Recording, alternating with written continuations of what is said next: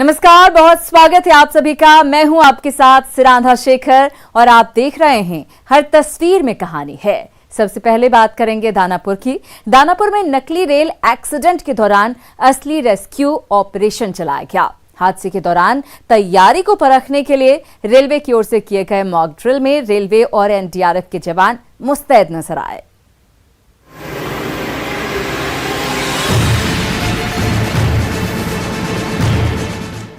देखने से तो यही लग रहा है कि एक ही पटरी पर आमने सामने से आ रही दो ट्रेनों के बीच टक्कर इतनी जोरदार हुई कि ये बोगियां एक दूसरे पर चढ़ गई हैं।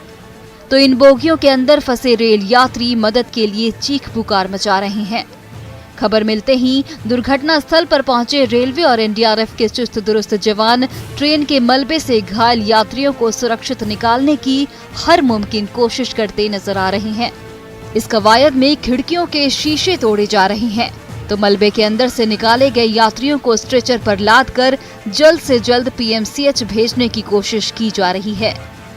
ये नजारा है दानापुर के जमालुद्दीन चक में हुए नकली रेल दुर्घटना की, जहां रेस्क्यू ऑपरेशन की तैयारियों को परखने के लिए रेलवे की ओर से मॉक ड्रिल किया जा रहा है।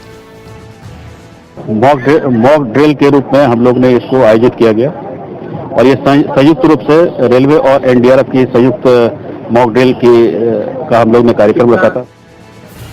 दूर दराज में होने वाले रेल हादसों के दौरान रेल यात्रियों की जान बचाने के लिए जल्द से जल्द राहत और बचाव कार्य शुरू करना हमेशा से चुनौती भरा रहा है। वैसे ही हर चुनौती के दौरान अपनी तैयारियों को जांचने और परखने के लिए नकली रेल हादसे का ऐसा असली नजारा रचा गया, जहां रेलवे और एनडीआरएफ के जवानों ने पूरी मुस्तैदी के साथ ज्वाइंट रेस्क्यू ऑपरेशन चलाया। ये ज्वाइंट मॉक एक्सरसाइज था, तो दोनों टीमें रेलवे की भी हमारी भी विभिन्न एजेंसीज भी थी, तो वो सामंजस्य बिठाकर और तालमेल के साथ उन्होंने सब ये काम किया। दानापुर में रेलवे और एनडीआरएफ के ज्वाइंट मॉक ड्रिल के दौरान जवानों ने अपनी मुस्तैदी और चुस्ती के जरिए दिखा दिया कि वो किसी भी परिस्थिति से निपटने के लिए पूरी तरह से तैयार हैं।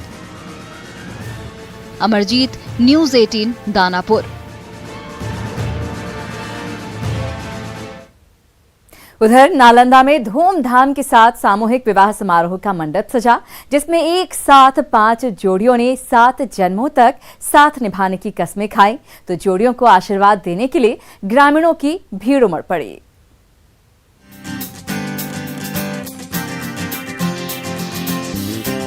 नालंदा के वेन प्रखंड मुख्यालय में सामूहिक विवाह का मंडप सजा है।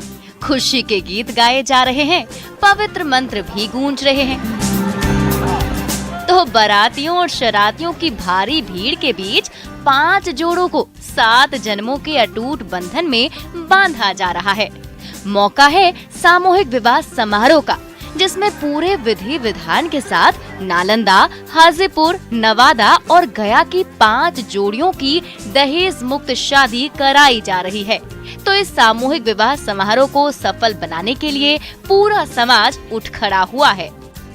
हमारा मिशन है दहेज विरोधी और बाल विवाह को रोकना, और इसी कार्यक्रम को इस साल पार किए हैं। इस बार 5 जोड़ा आए हैं, जिसमें हाजीपुर जिला से हैं, गया जिला से हैं, नवादा जिला से हैं, नालंदा जिला से हैं।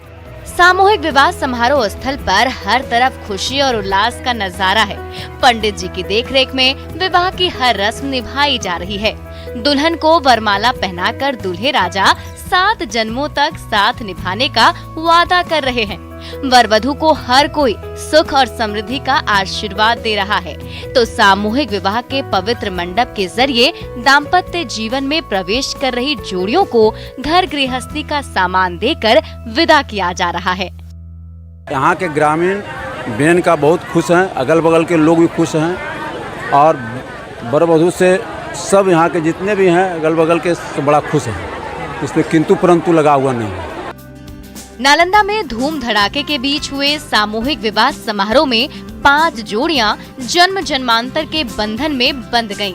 तो नई जिंदगी में सफल होने के लिए इन जोड़ियों पर हर तरफ से आशीर्वाद और शुभकामनाओं की बौछार की गई। अभिषेक, न्यूज़ 18, नालंदा। मैं मायके नहीं जाऊंगी, कुछ यही ठाना था बेगूसराय की इस दुल्हनिया ने। जी हाँ, बेगूसराय में ससुराल के दरवाजे पर धरना दे रही दुल्हन की आखिरकार जीत हुई। दुल्हन की जीत और ग्रामीणों के साथ की बदौलत ससुराल वाले बहू को अपनाने को तैयार हो गए।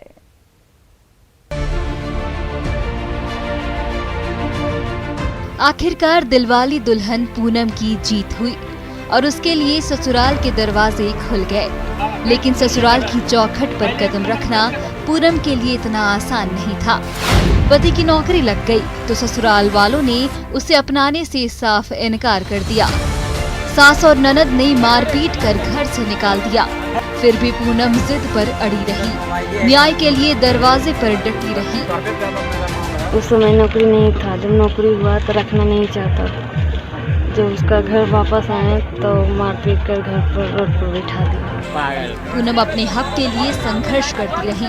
सुबह से लेकर शाम तक धरने पर बैठी रही। ससुराल वालों से आरजू मिन्नत करती रही, लेकिन सास ससुर का दिल पसीजने को तैयार नहीं था। सबके सामने न्याय की गुहार लगा रही बहू पूनम के साथ जब गांव वाले उठ खड़े हुए, तब जाकर ससुराल का दरवाजा खुला। जैसे है कि 5 दिन के बाद हम ले जाएंगे और फिर हमको जब लड़का आएगा ट्रेनिंग से तब हम उसको अपने 10 आदमी स्तर से जा करके उसको विदा करा करके जो है कि लड़का वाले अभी फिलहाल में रख लिए हैं। इसके समझौता लड़का फिर दोबारा ड्यूटी से आने पर इसका समझौता होकर फिर लड़की आएगी। पिछले साल ही इसी गांव का लाल पिंटू बारात लेकर पूनम के घर कन्हाईपुर गया था। दोनों की धूमधाम से शादी हुई थी। कुछ दिन बाद पूनम मायके लौटी तो उसे सेना में पति की नौकरी लगने की खुशखबरी मिली। उधर पति पिंटू ट्रेनिंग के लिए चला गया। इधर पूनम ससुराल पहुंची, लेकिन उसके लिए ससुराल के दरवाजे बंद हो गए। बहू पूनम ने भी हार नहीं मानी, कई घंटे धरना देती रही। हर किसी का दरवाजा खटखटाया। आखिरकार ग्रामीणों के सामने आने पर बहू को न्याय मिल सका। खुशी खुशी ये विदा करेंगे, हम खुशी खुशी ले जाएंगे। उसके बाद इनका कहना हुआ जब लड़का ड्यूटी पर से वापस आएगा उसके बाद हम फिर लड़की को लाने के लिए 10 आदमी से जाएंगे। समाज का स्तर पर 5 दिन हम रखबन, 15 तारीख के ले जैथिन, वो अपना नहीं ले जैथिन तो वो अपन समझथिन। पति सीमा की पहरेदारी कर रहा है तो पत्नी को अपने हक के लिए संघर्ष करना पड़ रहा है। आखिरकार दुल्हन पूनम ने अपनी जिद से ससुराल में कदम तो रख लिया, लेकिन अभी भी इस कहानी में कई पेच बचे हुए हैं। संतोष कुमार, न्यूज़ 18 बेगूसराय।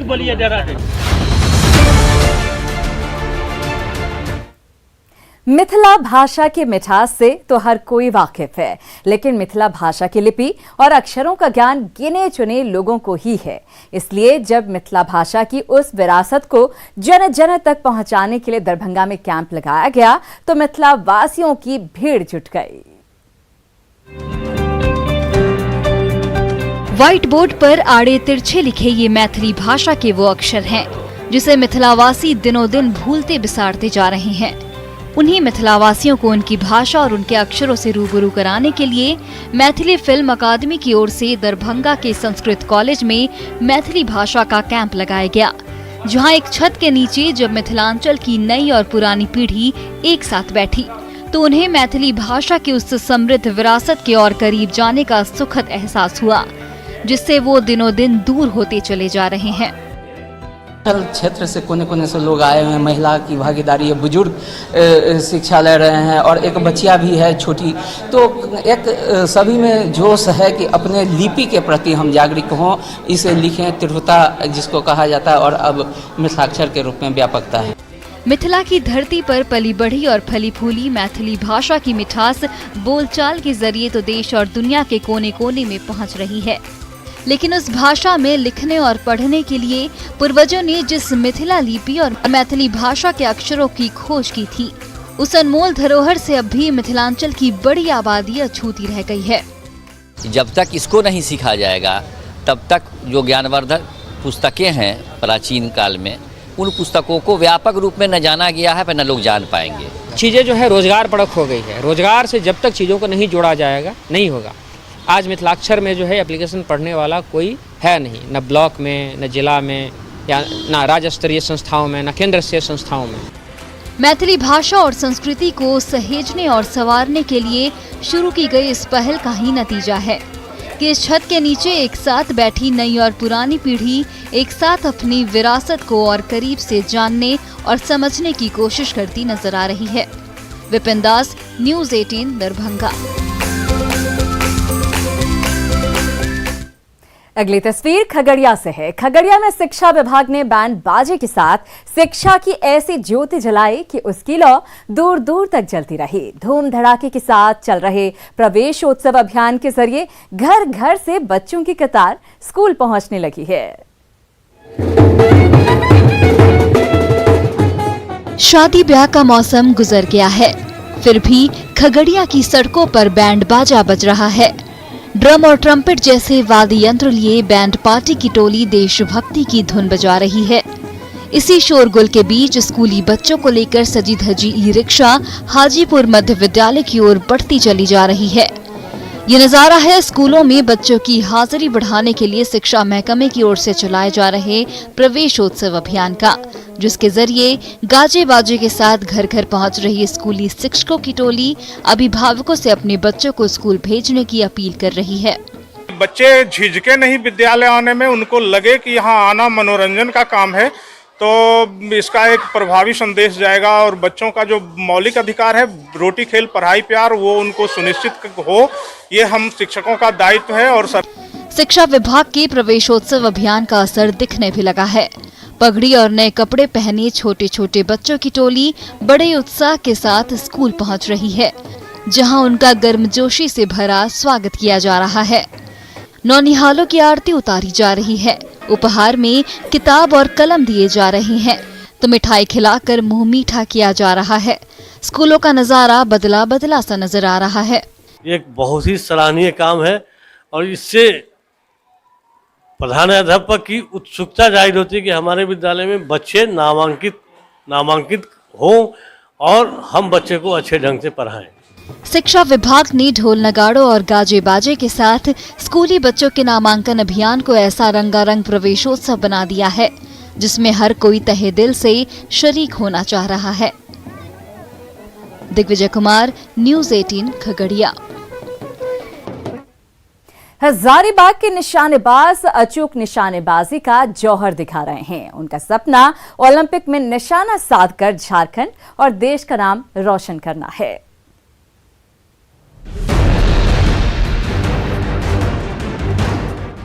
हाईटेक बंदूक थामे हर युवा निशानेबाज की निगाहें अपने लक्ष्य पर टिकी हुई हैं। सटीक निशाना साधकर निशानेबाजी की दुनिया में छा जाना हर किसी का सपना है। अपने उसी सपने तक पहुंचने के लिए हजारीबाग के इन होनहार बंदूकबाजों के कदम हर दिन इस इंडोर शूटिंग रेंज की ओर बढ़ जाते हैं, जहां वो अचूक निशाना साधने की प्रैक्टिस घंटों किया करते हैं, ताकि डिस्ट्रिक्ट, स्टेट और उसके बाद नेशनल लेवल की प्रतियोगिताओं में जौहर दिखाते हुए ओलंपिक जाने का अपना सपना साकार कर सकें। अब वहाँ हम लोग को गोल्ड मेडल लेना है, क्योंकि इसके लिए हम लोग बहुत ज़्यादा मेहनत किए ताकि हम लोग वहाँ क्वालिफाई हो सकें। इसके बाद अगर वहाँ हम लोग क्वालिफाई हो जाए तो नेशनल खेलेंगे, उसके बाद इंटरनेशनल आता है, उसके बाद ओलंपिक खेलने के बाद हम लोग को बहुत एक्साइटमेंट है उसी को खेलने का, इतना हम लोग तैयारी कर रहे हैं। और इसके बाद हम लोग का सिलेक्शन नेशनल के लिए होगा, उसके बाद एशियन एंड देन इंटरनेशनल, बहुत आगे तक स्कोप है इसमें। तैयारी तो हमारे 6 मंथ से है इसके लिए और हमें लगता है कि हम गोल्ड मेडल जीत के पक्का आएंगे और हजारीबाग का नाम रोशन। निशानेबाजी को धैर्य और एकाग्रता का खेल माना जाता है। जिस निशानेबाज में धैर्य होता है वही अपने लक्ष्य पर न सिर्फ लंबे समय तक निगाहें टिका सकता है, बल्कि उसे आसानी से भेद भी सकता है। शूटिंग में करियर बनाने का सपना देख रहे युवा निशानेबाजों को इस शूटिंग रेंज में उसी धैर्य और एकाग्रता के साथ लक्ष्य को भेदने के गुर सिखाए जा रहे हैं, ताकि सटीक निशाना साधकर वो आसानी से अपने सपने तक पहुंच सकें। और बच्चे काफ़ी मेहनत किए और उम्मीद है कि मेडल जीत के आएंगे वहाँ पे। और उसके साथ अगर वहाँ से सिलेक्शन होता है वो बच्चे फिर जाएंगे आपका नेशनल शूटिंग चैम्पियनशिप में, और फिर उसके बाद लेवल आगे बढ़ते जाती है और परफॉर्मेंस भी बढ़ती जाती है। हजारीबाग के इस कमरे में पिछले 6 महीने से पसीना बहा रहा हर युवा अपने सपने को साकार करने के लिए जी तोड़ मेहनत कर रहा है। अब उनके लिए परीक्षा की वो घड़ी आ गई है जिसमें पास होकर खेल की दुनिया में छा जाना इनकी जिंदगी का मकसद बना हुआ है। राकेश कुमार, न्यूज़ 18, हजारीबाग। इधर जमुई की बहादुर बेटी रेणु के लिए मार्शल आर्ट जिंदगी है, जिसे वो शिद्दत से जीती है और वही उसकी पहचान बन गई है। आज वो गांव की बेटियों को मार्शल आर्ट के वही गुर सिखा रही है जिसने उसे ये मुकाम दिलाया है।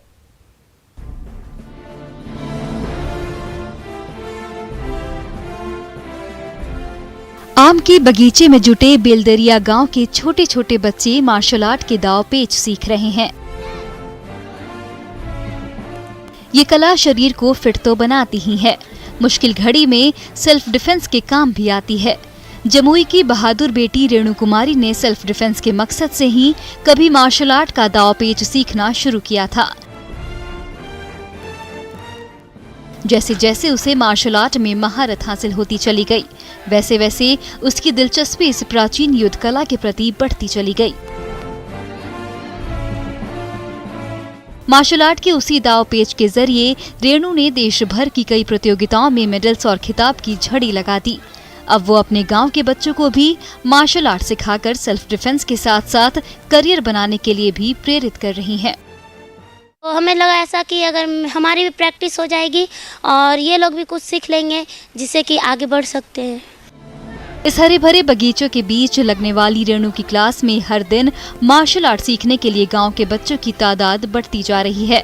तो इसी दांव पेच के जरिए पहचान बनाने की चाहत रखने वाली होनहार बेटी रेणु अपने गांव में बदलाव की ऐसी बयार लेकर आई जो हर किसी को प्रभावित कर रहा है।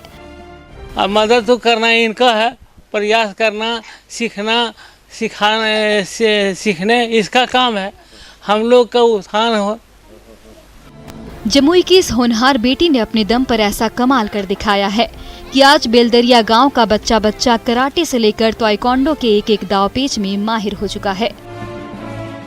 केसी कुंदन, न्यूज़ 18 जमुई। कुछ और तस्वीरें और उनके पीछे की कहानी लेकर हम फौरन लौट रहे हैं, कहीं मत जाइएगा। आप सभी का एक बार फिर से बहुत बहुत स्वागत है। आप देख रहे हैं हमारा खास कार्यक्रम हर तस्वीर में कहानी है। अब आपको मिलवाते हैं नन्हे शिव भक्त से। सासाराम के नन्हे शिव भक्त के मुंह से शिव तांडव के मंत्र सुनकर आप भी चौंक जाएंगे, लेकिन भोलेनाथ की भक्ति में डूबे इस बालक ने कठिन साधना से पूरा शिव स्रोत कंठस्थ कर लिया है। चल हवा पार बियत करे हले रम रम रम बीता मुझे तुम न मारी का तमत तमत तमत तमत तमत तमत। अपनी तोतली जबान से सासाराम का नन्हा शिव भक्त अद्वैत जब शिव तांडव जैसे कठिन मंत्र का बड़ी आसानी से उच्चारण करता है तो उसे सुनने वाला मानो भक्ति भाव में डूब जाता है। धार्मिक ग्रंथों में कहा गया है कि भगवान शिव को ये मंत्र इतना प्रिय है कि उन्हें प्रसन्न करने के लिए खुद लंकापति रावण ने इसी मंत्र का पाठ किया था। महज 5 साल की उम्र में भोलेनाथ के इस नन्हे भक्त को ये मंत्र पूरी तरह से कंठस्थ तो है ही, वो हर दिन पूरे भक्ति भाव के साथ अपनी तोतली जुबान से शिव स्तुति करता नजर आता है। करते हैं यहाँ पर बहुत बड़ा कुछ सिलेंडर लगा हुआ है, उसी में हम अगरबत्ती शाम जब भी अगरबत्ती दिखाते रहते हैं, जता तभी बोलते। जिस उम्र में छोटे छोटे बच्चे बड़ी मुश्किल से ककहरा पढ़ने और बोलने की शुरुआत करते हैं, उसी नन्ही सी उम्र में बाल शिव भक्त अद्वैत के मुंह से शिव स्तुति का पाठ सुनकर बेहद सुखद अनुभूति होती है।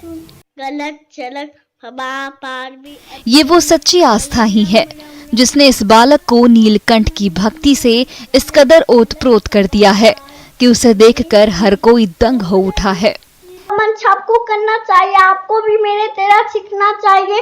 सीखिए, ये बहुत लंबा मंत्र, बहुत लंबा लाइन है। और इसी के साथ हमारे इस खास बुलेटिन में फिलहाल इतना ही, लेकिन न्यूज़ 18 बिहार झारखंड पर खबरों का सिलसिला लगातार जारी है।